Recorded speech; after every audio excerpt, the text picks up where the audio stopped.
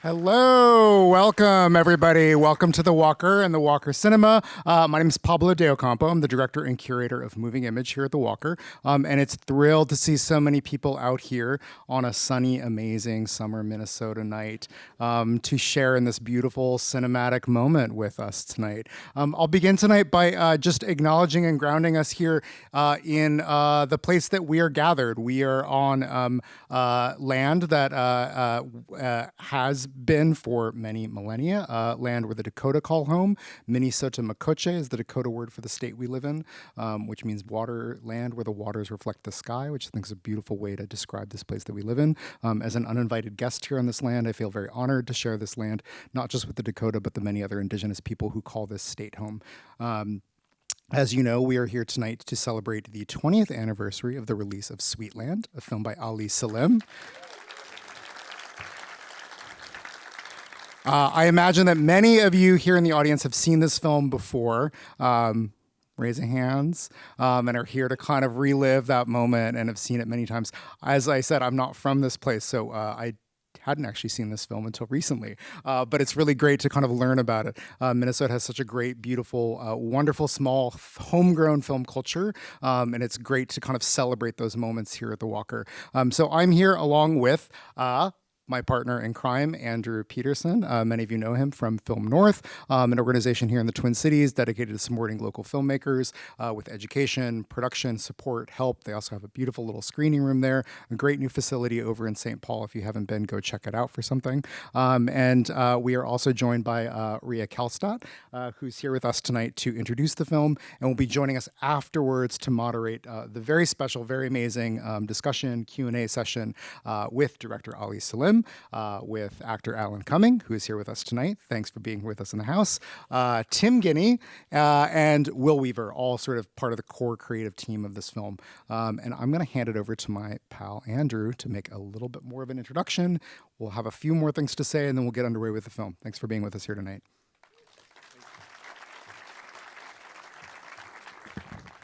I learned long ago I don't have to do that. I can actually stand. Good evening. I'm Andrew Peterson. I'm the executive director of Film North, which is next year will be our 40th anniversary of supporting independent filmmakers here in the state. And thank you very much. And part of that history is supporting this film under my predecessor, Jane Minton, who ran IFP, which was what we were called before we renamed ourselves Film North. It's a very proud association with the film. I wanted to start by thanking everyone who helped make tonight possible, our partners at the Walker Arts Center, the Film North team, they're here as well. We can't do this alone. I don't do this alone. And all those who worked behind the scenes to bring this together. If you'll indulge me, I am going to read off some notes because 20 years of Sweetland requires you to get it right. I'm not going to miss anything here. So Film North and Walker are proud to co-present the celebration of a film that holds a unique place in Minnesota cinema.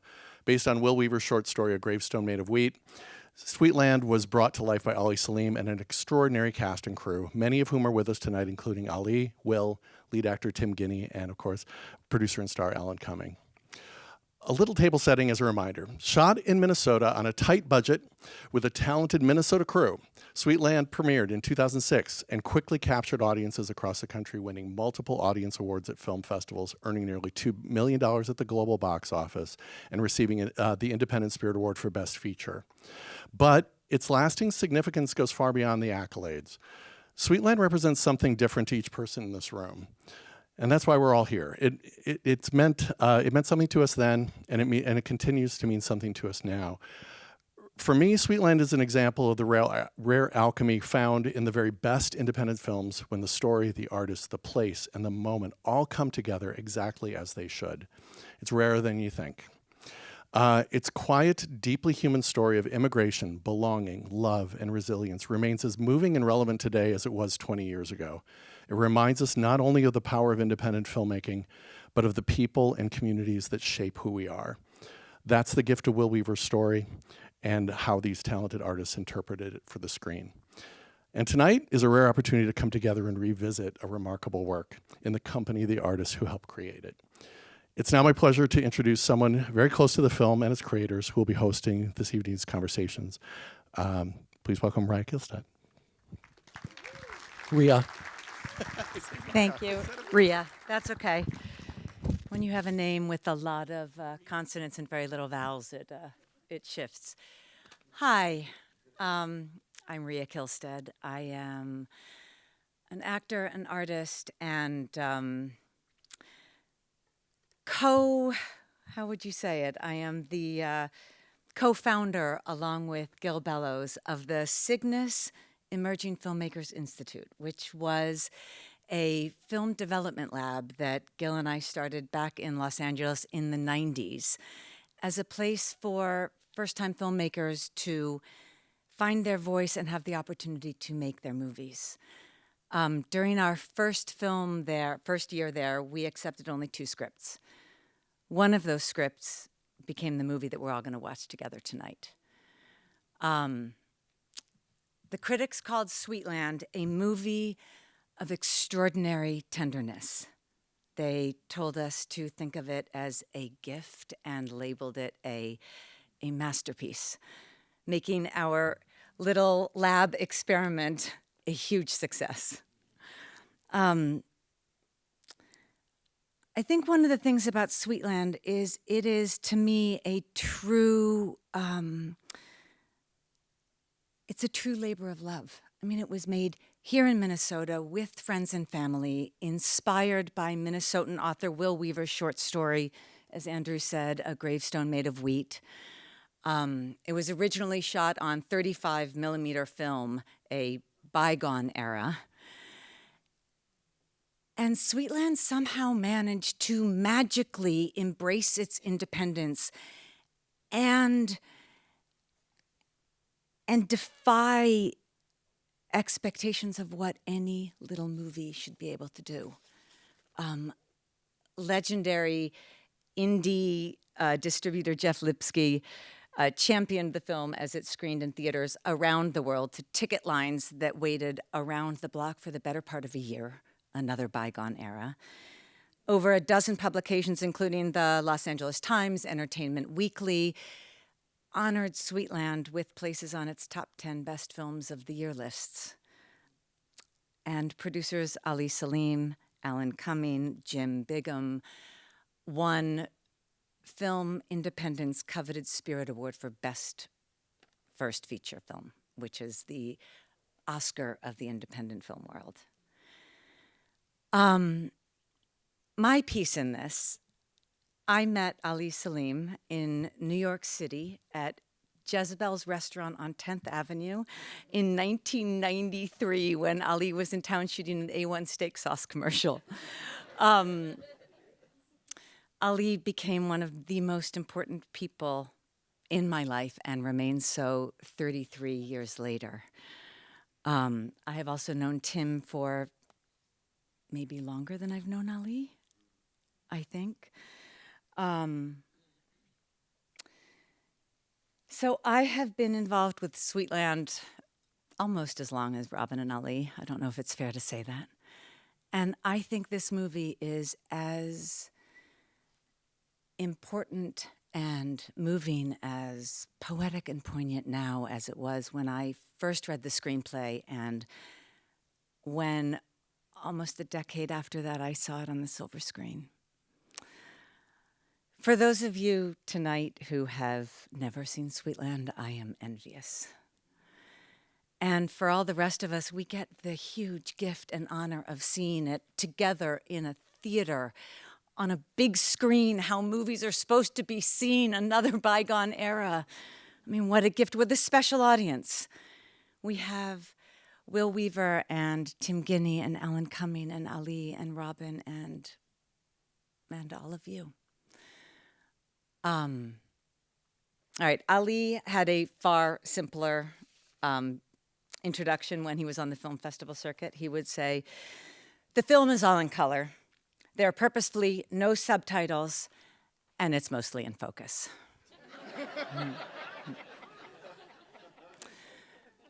Ladies and gentlemen, it is my honor to introduce Sweetland. Enjoy.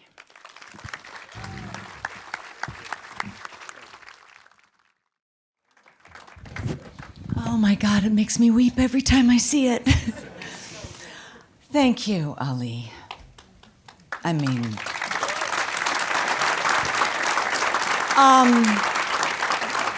I can't think of a more important, poignant, appropriate movie for our world and time now, straight through the end of your credits, with carbon appropriate, breathe, pay attention, get involved credits at the end. Makes us think we should stay for all the credits. Tim Guinee, will you join me? Alan Cumming, please join me. Will Weaver and Ali Selim.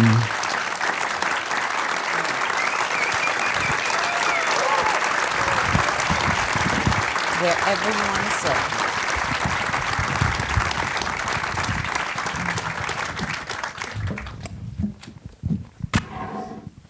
If I can take this first.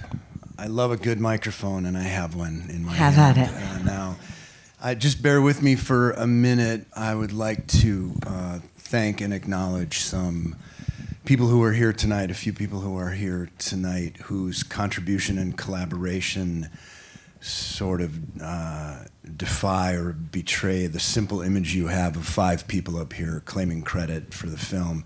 It's very hard to make a film, as you see in the credits. There's so many people. I'd like to thank the Walker Art Center for this warm and prestigious welcome tonight to help us celebrate this, what I used to call the little film that could, and now I call it that little old film. I would like to thank I call them courageous and insightful and not necessarily always rewarded investors who I'm grateful for every day for what they did, and I think the film lives on because of you, and some of you are here tonight. I'd like to thank the executive producers who signed on not for a project or an idea or a deck, as they say today, but kind of a feeling I had, and they all said, great, we're there. Terry, are you here tonight? Terry Moore, and trust me, hold your applause till the end because we'll be here all night. And Gary Kohler show up right there. Gary Kohler, thank you. My lifelong friend Ed Driscoll, somewhere in the bathroom. Where's that? Way in the back. Way in the back. Nice tickets. And actually, my 6th grade football fundamentals coach, Tom Lieberman, who also sang Eskimo Kisses, and he's going to sing it tonight at the after party. I think he may have said to me one day, do you actually have football aspirations? And I said, what I really want to do is direct. And there are some people who are like in the trenches on a film like this and have sacrificed so much, and you wouldn't think of it from their small credits, the baseball consultants, Max Selim and Alex Selim. These kids, they sacrificed so much. And a woman who, at the age of 9, almost single-handedly managed the film festival marketing campaigns, Tavi Selim. And then Lynn Blumenthal. Is Lynn here, the casting director? Amazing cast. Even some illiterate actors ended up in the movie. I thank you for all of them. I think every little performance, I was marveling at Tony Pappenfuss tonight. He was on screen for 4 seconds, and you think the gentleman bidder who took the amazing. Every little turn is just amazing. Thanks to you, Lynn. And Randy Bobo, the sound designer, is here. I saw him, yes. Randy taught me how hard it is to make a quiet film. It's incredible. You hear the windows clanking, and that was 125 tracks of audio to make a quiet film. Jim Stanger, the editor, who really made it work. And I think after tonight has seen this film 437 times or something like that. Somebody who's not here but here, the production designer Jim Bockham, who passed away 5 years ago, but made everything you saw in this film. I think he made it happen for $212 or $212.50 or something like that. But he's here every night we watch the film. He's immortalized in his role as the station master. And he holds the incredible, dubious record of being the only actor in the history of cinema to steal a scene from Alan Cumming.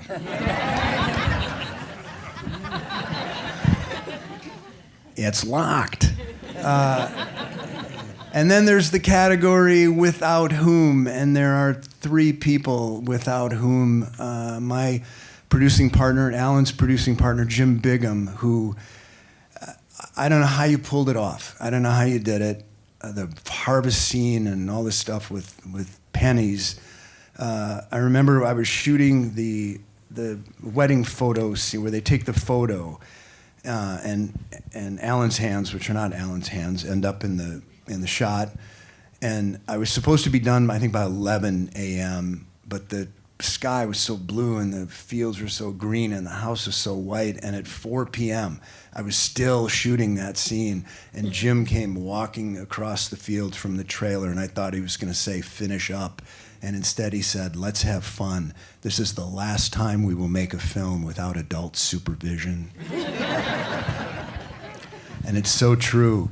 Cheryl O'Shaughnessy and her late husband, John, who I know has been at every screening and was probably at this screening too, they have supported me in every way imaginable for 4 decades. And they were the first ones in on this film and have been at every festival screening and supported it in a way that very few people do. We couldn't have done it without you. And then I'll shut up. I'll turn my microphone off. But the last person defies categories of acknowledgement and gratitude and even love. She was there before this happened, and she'll be the one to turn out the lights when the rest of us have left. This film wouldn't exist without her, and it wouldn't exist today without her daily efforts to keep it alive, which are never pleasurable and never sexy, like we all get the sexiness up here. When a film is first made, it's the makers that take the credit for it, and they should. But 20 years hence, it's the caretaker who really deserves your thunderous applause. Robin, stand up and receive it.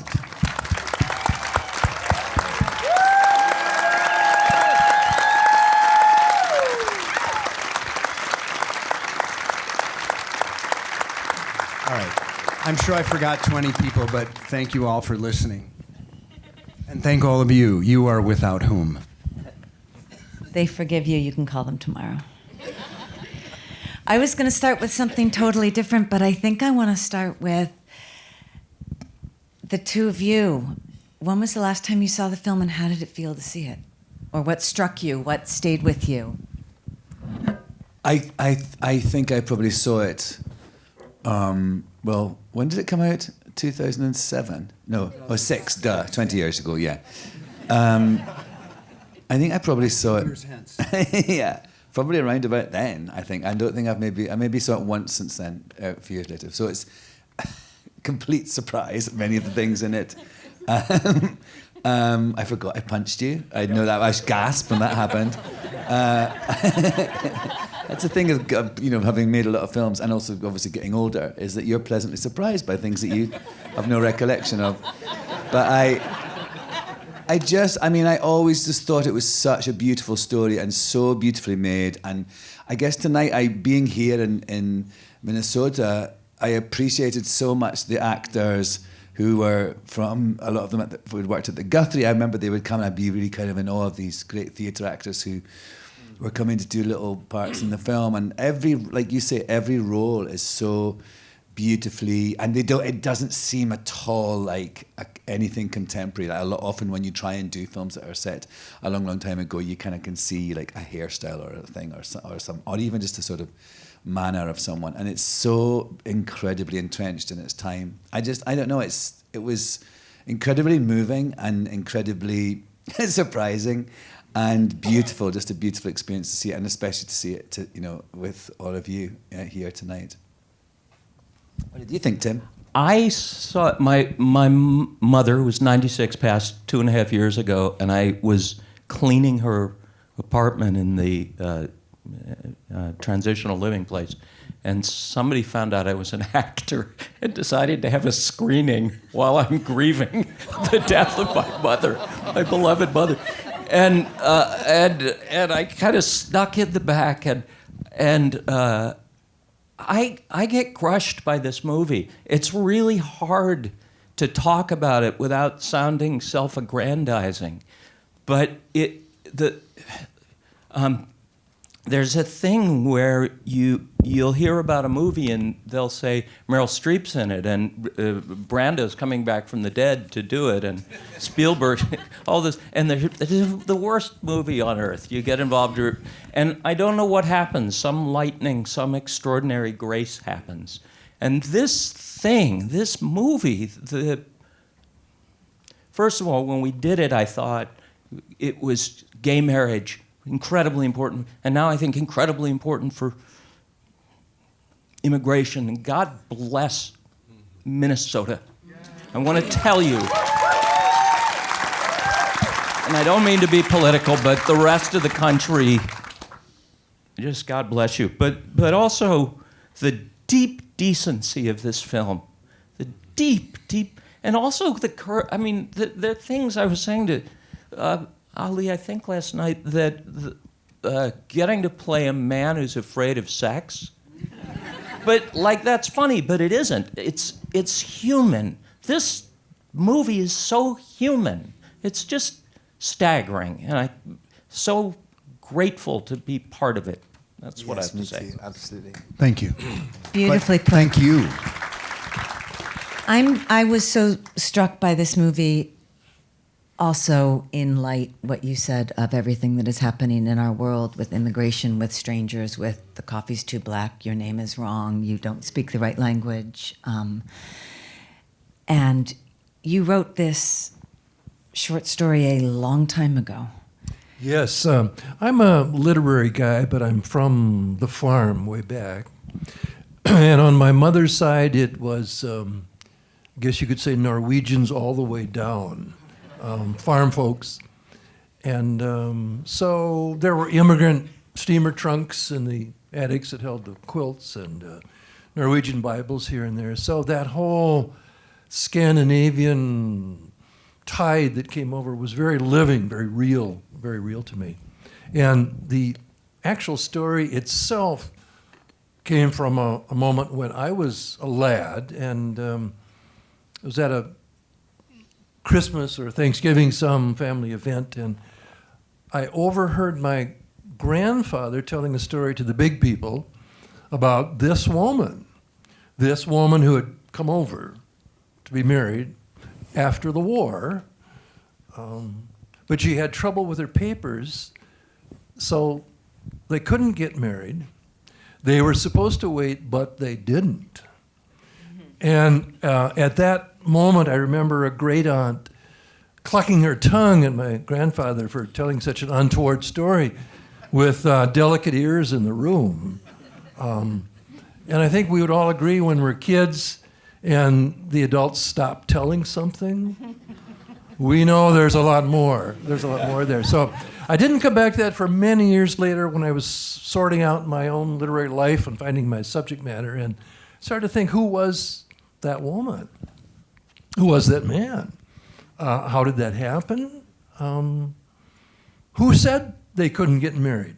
They were not supposed to. Okay, who said that? Did it work out? Well, yes. Yes, it worked out.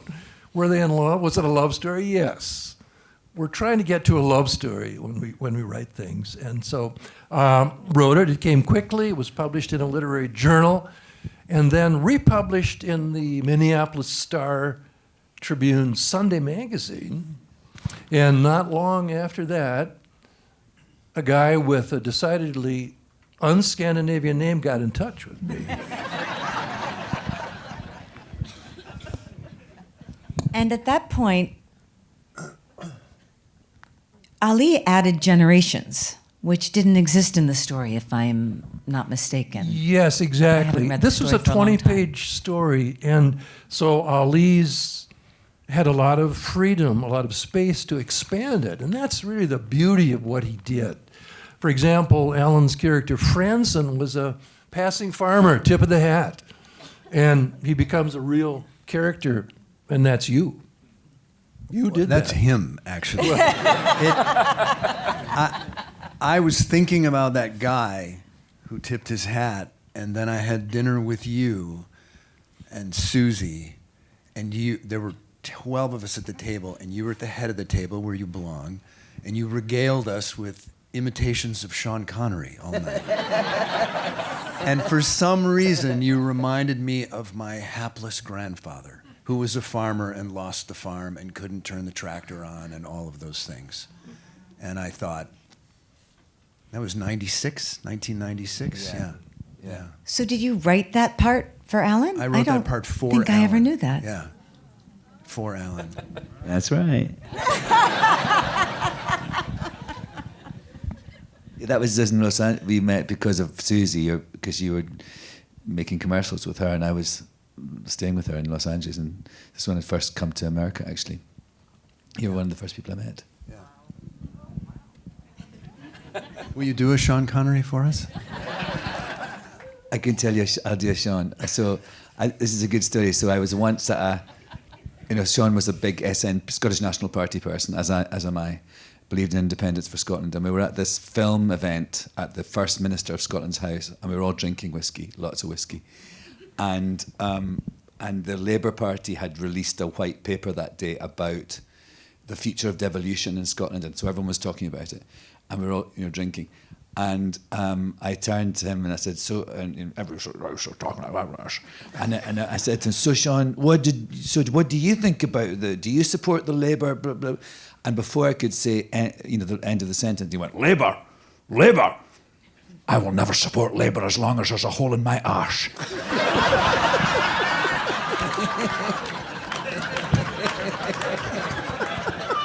Which is really good, I will never do X as long as there's a hole in my arse. That's my gift to you tonight, Minneapolis.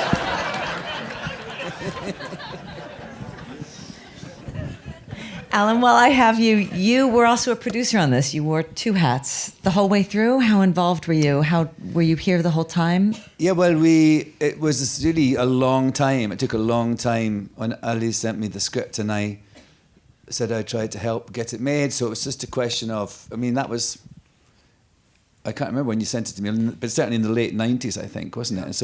And then we kind of tried for a couple of years, and then we kind of stopped, and then we kind of picked it up again a few years later in 2000. So it was a long kind of journey of, and also we were constantly told, oh, you can't make independent films that are period films. No, but that's impossible. There was lots of these. That's what I love about the story of this film, that we were told so many times, no, it can't happen, and it nearly didn't, apart from the perseverance of Ali and Robin and everybody. But then, the way that it was distributed was so unusual, and it was just, everything about it had its own idiosyncratic journey. And I think that was sort of, in a way, at the time it was sort of so frustrating a lot of the time. But actually, look what happened. It's this beautiful thing, and here we are 20 years later. So I do believe in that sort of everything happens for a reason. But yeah, I just sort of came on board early on and tried to, made phone calls,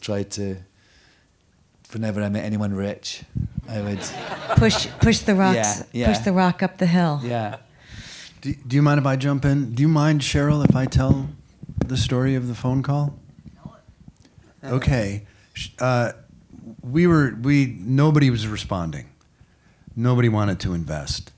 And I was on a Christmas holiday with my family, and Cheryl found me.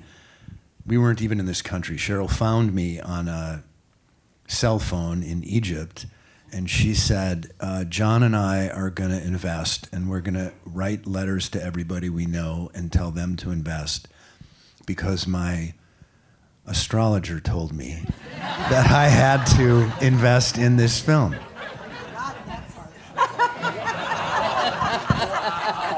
And then sorry, many years later, Tim Guinee and I are at the Hopa Foundation in Bozeman, Montana, doing a screening about and talking about community. And it was at the Bozeman, where's Dane? What is that place? The middle school, Bozeman Middle School? Emerson School in Bozeman. And we were in the auditorium and it was filled. And we did the Q&A, and in the back row, sort of like Glenn Close in The Natural, after Robert Redford explodes the lights and she stands up and she's backlit by the sun, this woman stood up with a question, and she said, "I'm Cheryl O'Shaughnessy's astrologer."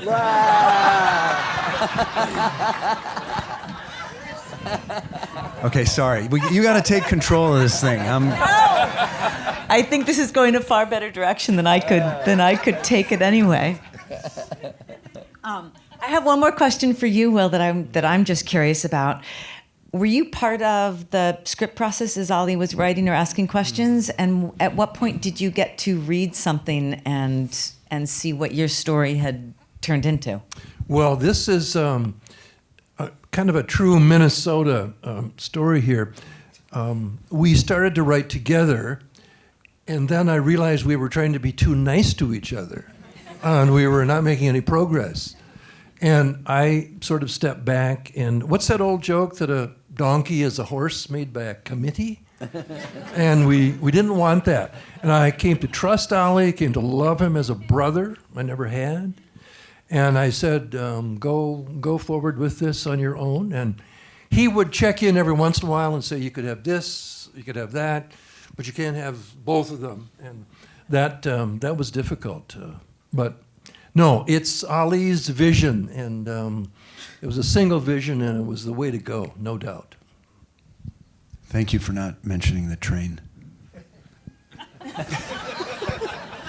Well, we have to know what that is. Well, The adults just got quiet. yes. In my short story, and with fiction writers, we have an unlimited production budget. Yes, if we can imagine it and describe it, we can have it. And I have a big, beautiful steam train that comes into Fargo, and Olaf goes in his horse and wagon to pick up Inga, and it's just a top-notch scene.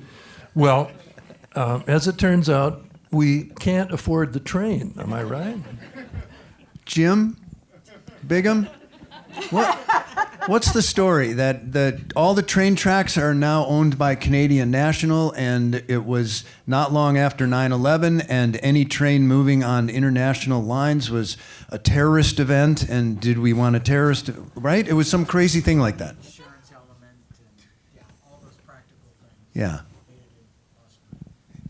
But there's a train. She's on the train. Yeah, so Ali finesses the train, yes? Except my dear wife, Rose, whenever we're watching television, especially British period pieces, they always have these big, beautiful trains. And she will nudge me and say, "Honey, look, there's a real train."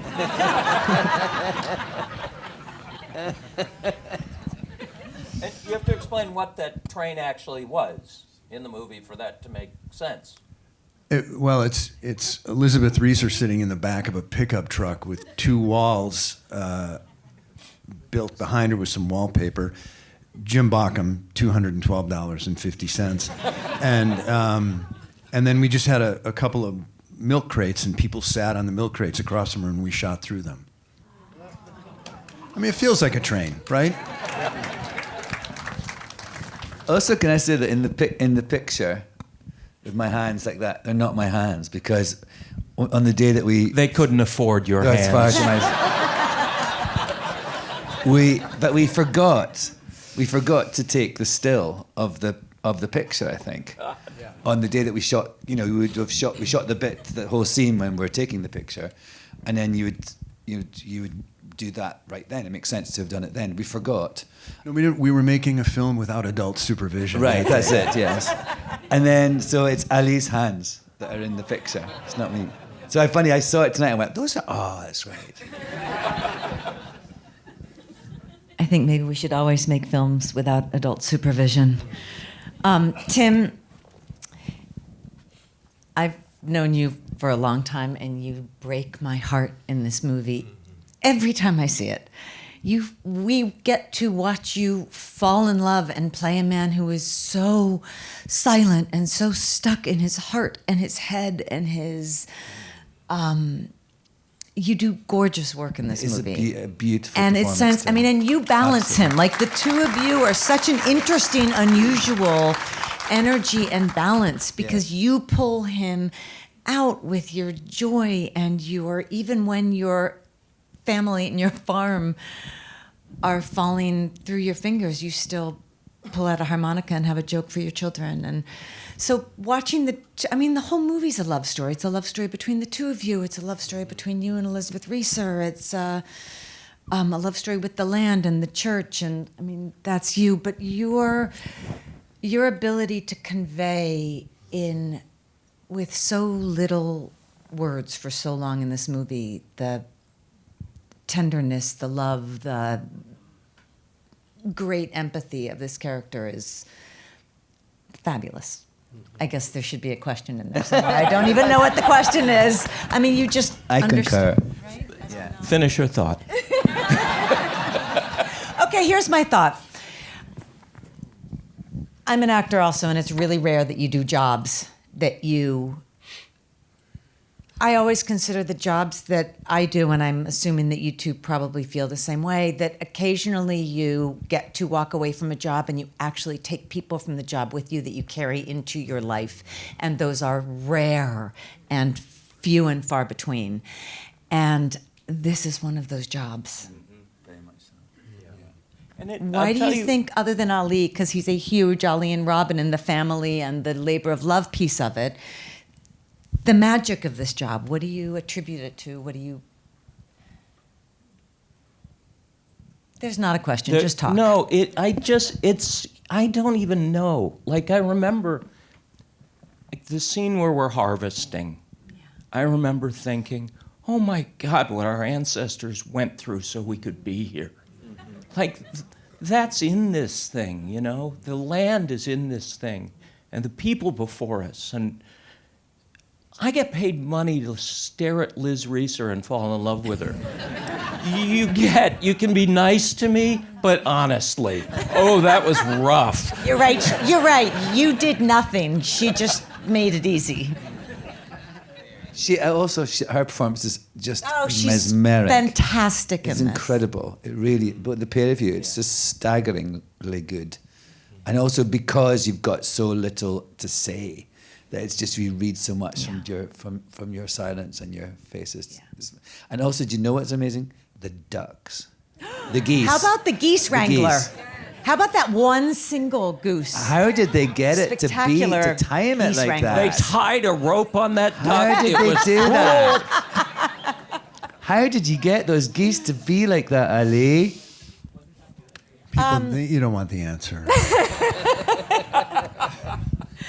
I think we're going to open it up to some questions from all of you. Andrew has a microphone. He will wander with, if you have questions or that you want to share. I am here to We would love to take a facilitate. few. I see a hand up here, and I will come around.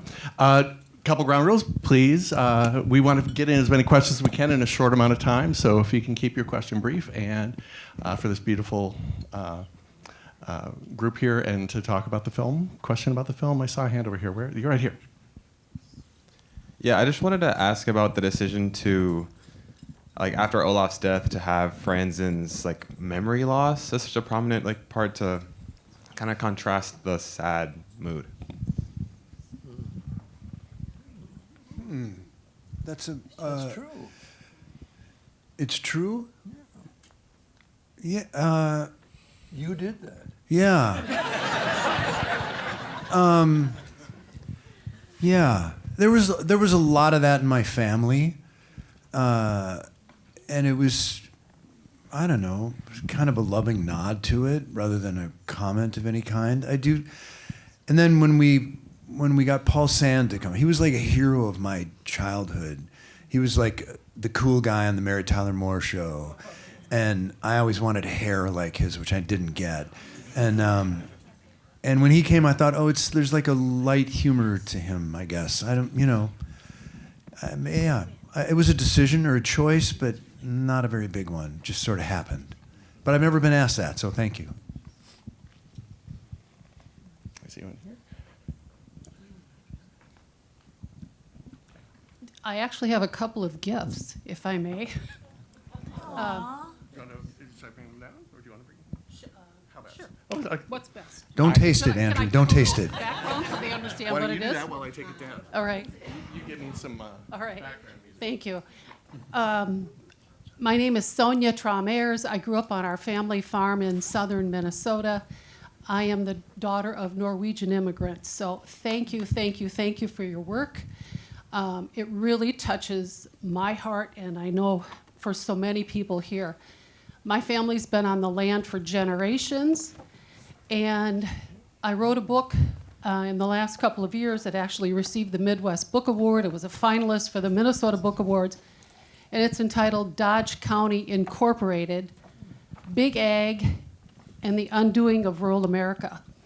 My family has had a front row seat to the tremendous, horrible changes that have been happening across rural America.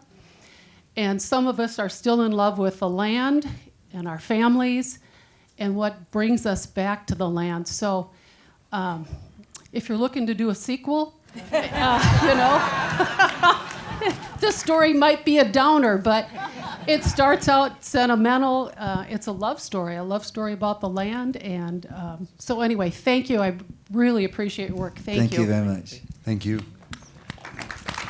I think we have, I haven't hit the other side. Let's see, we have time for one more question, I think. Oh. You're going to come down to the bottom and take It better be a good one. I see Better one be over good. here. Excuse me, sir, I see you right over here. Tim? Oops. Oh, we've got one right here. Hold on a second. We have a question right here. We're going through an order here. If you. I'm leaving. I gotta go. But I need to say this. I've never heard about this film. This is Great Grandmother Mary Lyons. I am going to treasure this film for the rest of my days. I loved it. But anyways, I just came from Germany and I'm heading out at 7 in the morning to get airplanes. I'm leaving. I love you. Thank you. Thank you for that comment. Thank you. Sorry I missed you over there. And our last question here. I wanted to ask about how you capture eyeball acting. And what I mean by that is the eyes are the windows to the soul.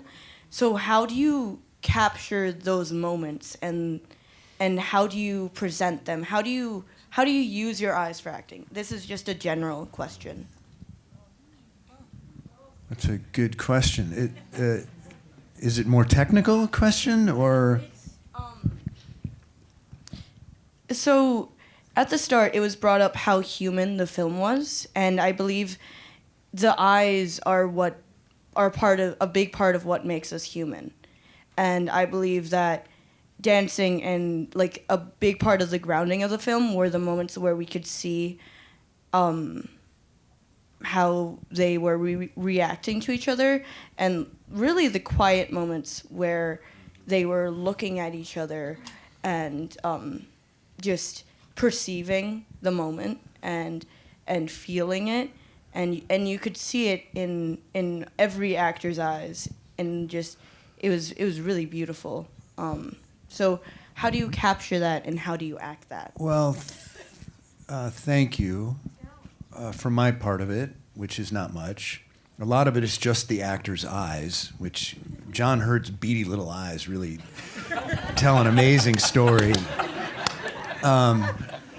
But many years ago, I was sitting there, and the speaker here was Sven Nykvist, who the great cinematographer for Ingmar Bergman and later on Woody Allen. And the next morning, I got to have breakfast with him. And he said at that breakfast, "My goal in life has been to photograph the human soul, but all I have access to are the eyes." And that, when Ned Beatty, shooting that dinner scene with Ned Beatty, even though it was fun and funny and you have to track which way he's looking, I never forgot that thing that Sven Nykvist said. I hope that answers your question. And also, I have to say that it's about the director leaving the camera on the actors. That I think, so I really noticed tonight about how so often, especially nowadays with the sort of speed that films are sort of cut at, and the editor as well, of course, that it's in a story with less words like this, that the lingering on us and allowing us to not feel rushed or not feel we've got to, because a lot of the story, we are telling a story without words, especially you two. So it's about a director trusting himself and the actors to let that happen. And you'd be surprised. I mean, if you look at most films and most TV, that it's cut. So it's about that sort of, it's a stylistic choice, I suppose, as well, but also just it's a confidence. And I think that was what's amazing about this. Was Ali's first feature film, but actually with such great panache and confidence and style, and also just the confidence to let the story come through and to not feel that he's got to kind of, I guess, he bucked the trend of having to tell the story in the way that stories were being told in independent films at the time. The other piece is that it comes out of the writing. For an actor to have something to surprise them it's the writing, it's the set, it's the whole thing. And I totally agree. There's something, you were available. There's a moment I look at you after the auction and I cry every time. I don't know why, but there's a scene when the poem gets read in the church, and I remember saying to you, I had this idea that Olaf had never heard a poem. And it mattered enough for you to take time to shoot a close-up that wasn't required. That's extraordinary. It was an incredibly strategic euphemism for, when is my close-up? I'll stop at nothing.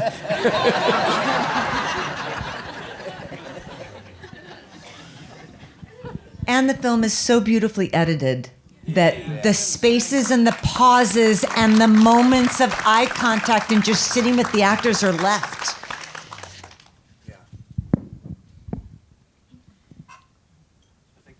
That's all we have time for. So just wanted to wrap that up.